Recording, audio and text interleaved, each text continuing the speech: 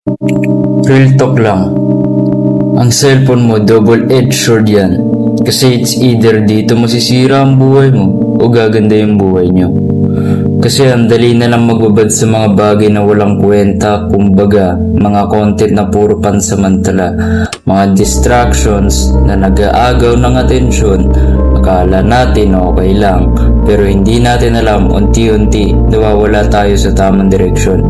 Lalo kung ginagamit mo lang sa pag-scroll at pagsusugal, pwede masira ang buhay mo kasi nalululong at nagkakautang.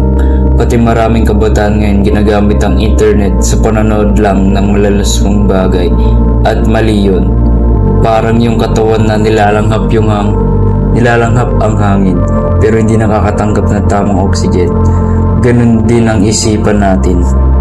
Kung walang saysay na bagay ang pinapalakas natin, nagiging mababaw tayo, nawawala ang focus at layunin sa buhay. Kaya kailangan maglaan ng oras para sa mga bagay na magpapabuo sa atin. Tulad ng magbasa ng Biblia, mag-reflect sa sarili, magdasal. Hindi lahat ng mga bagay na agaw pansin ay makakatulong sa ating paglago.